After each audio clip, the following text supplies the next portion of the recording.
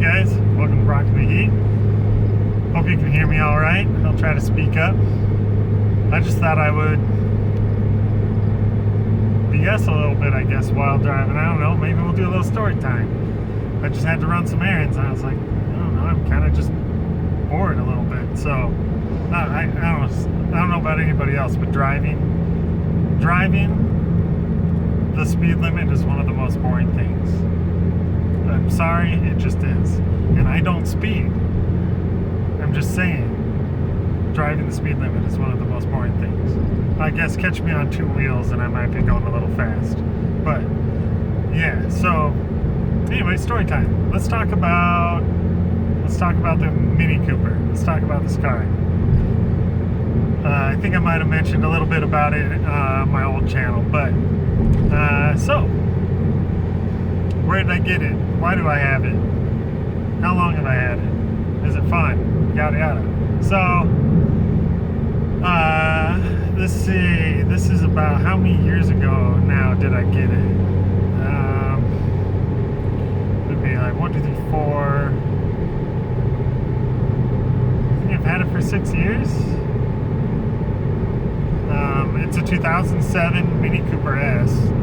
It's the first model that they came out with the turbocharged S version.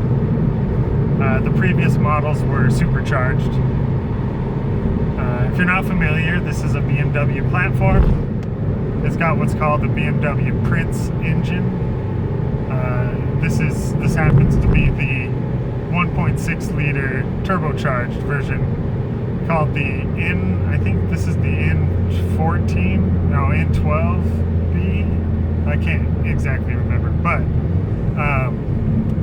yeah, there's like N12, N14, N16, N18. Yeah, so I used to have this old Ford Focus hatchback, which is what I got when I moved back from Hawaii. Hawaii, another story time. Keep forgetting about Hawaii. That's a whole lot of stories there. Yeah, so moved back from Hawaii. I had my dad pick me up a car because I needed a car, and that's what it ended up being. I can't remember what year Ford Focus hatchback it was, but it was just the ZX3. Pretty gutless, really, but I thought it was fine to drive. Just got me around good, decent gas mileage and whatnot. Well, long story short, that thing ended up with a cracked head. It was just time to do some like overhaul maintenance on it, basically, and took it in. They took the head off and or took the valve off, the head off, or cracked block. Yeah, so took the head off and saw a crack, and they basically just put the block or the head back on and buttoned it up and said, "Hey, do you want a new engine?" Basically.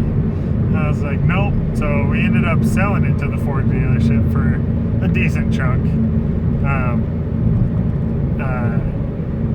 It was just really easy at the point. I probably could have gotten another like $300 or $400, I think, if I sold it outright, but can't remember the exact price. But all I know is it wasn't worth much at the time, as it basically needed a new engine. However, did they put a new engine in it when they sold it? Couldn't tell you. It still ran. So, who knows? I have seen that car driving around a little bit though. Wow, I'm rambling. Yeah, alright, Mini Cooper. So we get looking around for vehicles, looking around, and my wife, at the time, she had remembered seeing the Italian Job, the newer Italian Job movie, and she fell in love with Mini Coopers. Didn't know or do any research on them really, but she fell in love with Mini Coopers. And when I was looking around for cars, I happened to come across this one. They had it listed for like 11 and a half or 12 grand. It was, like I said, 2007, and at the time it only had like 70,000 miles on it. We are creeping up on 100,000 miles. I saw it and I contacted who was my mom's ex-husband. Sadly, he passed away after they were separated, but neither here nor there.